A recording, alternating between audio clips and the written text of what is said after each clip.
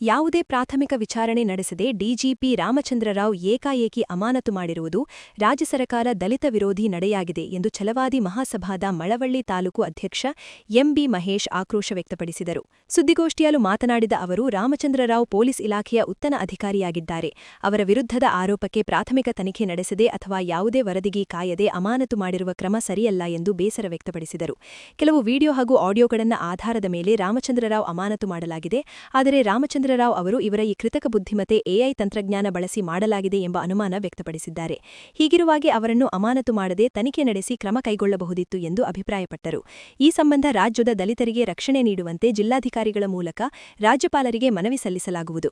ರಾಜ್ಯಪಾಲರು ನಿರ್ಲಕ್ಷ್ಯ ತೋರಿದರೆ ದಲಿತಪರ ಸಂಘಟನೆಗಳು ಛಲವಾದಿ ಮಹಾಸಭಾ, ಕರ್ನಾಟಕ ಬಂಜಾರ ಬ್ರಿಗೇಡ್ ಹಾಗೂ ಕನ್ನಡಪರ ಹೋರಾಟಗಾರರು ರಾಜ್ಯಾದ್ಯಂತ ಉಗ್ರ ಹೋರಾಟ ನಡೆಸುವುದಾಗಿ ಎಚ್ಚರಿಸಿದರು. 2026ರಂದು ಈ ರಾಜ್ಯದ ಒಬ್ಬ ಉನ್ನತ ಹುದ್ದೆಯ ಅಧಿಕಾರಿಯಾದಂಥ ಡಿಜಿಪಿ ರಾಮಚಂದ್ರರಾವ್ ಅವರ ಕೆಲವೊಂದು ಮಾಧ್ಯಮಗಳಲ್ಲಿ ಅವರ ಒಂದು ವಿಡಿಯೋ ಮತ್ತು ಒಂದು ಆಡಿಯೋ ಬಿತ್ತರವಾಯ್ತದೆ ಎಲ್ಲ ಕಡೆ.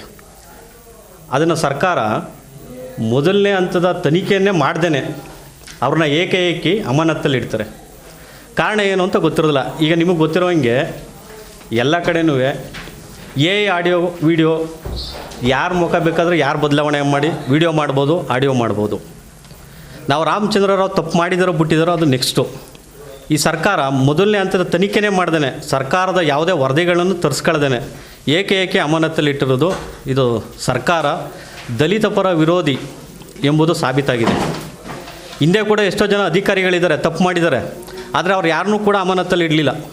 ಅವ್ರ ಮೇಲೆ ವರದಿ ತರಿಸ್ಕೊತೀವಿ, ಮೊದಲನೇ ಹಂತದ ತನಿಖೆ ಮಾಡ್ತೀವಿ, ಆಮೇಲೆ ಅವ್ರ ಮೇಲೆ ಕ್ರಮ ತಗೋತೀವಿ ಅಂತ ಹೇಳಿದ್ದಾರೆ. ಆದರೆ ಅದು ಯಾವುದೇ ರೀತಿ ಶಿಕ್ಷೆನೂ ಆಗಿಲ್ಲ, ಆರೋಪಿ ಅಂತಲೂ ಸಾಬೀತು ಮಾಡಲಿಲ್ಲ.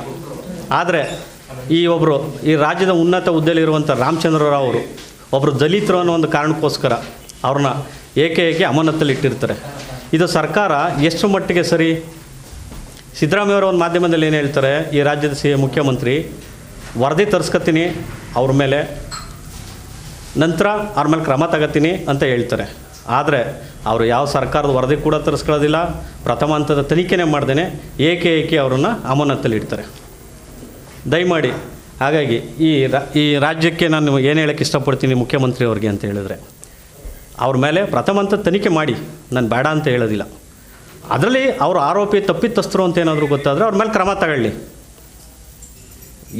ಯಾವ ವರದಿ ಕೂಡ ತರಿಸ್ಕೊಳ್ದೇ ಯಾವುದೇ ರೀತಿಯಾದಂಥ ಪ್ರಥಮ ಹಂತದ ತನಿಖೆನೇ ಮಾಡ್ದೇ ಅವ್ರನ್ನ ಅಮಾನತ್ತಲ್ಲಿ ಇಟ್ಟಿರೋದು ಭಾಳ ನೋವಿನ ಸಂಗತಿ ಇದು. ಹಾಗಾಗಿ ಹೌದು ಸರ್, ಅಮಾನತ್ತಲ್ಲಿ ಇಡಬಾರ್ದಾಗಿತ್ತು. ಹೌದು ಸರ್, ಈಗ ವಿಡಿಯೋ ಹೌದು ಸರ್, ಅದನ್ನು ಪ್ರಥಮ ಹಂತದ ತನಿಖೆ ಮಾಡಲಿ ಸರ್. ಅದರಲ್ಲಿ ಅವ್ರು ತಪ್ಪಿತಸ್ಥರು ಅಂತ ಇಲ್ಲ ಮಾಡಿಲ್ಲ ಸರ್, ಈ ಮಾಡ್ದೇ ಅಮಾನತ್ತಲ್ಲಿ ಇಟ್ಬಿಟ್ಟಿದ್ದಾರೆ.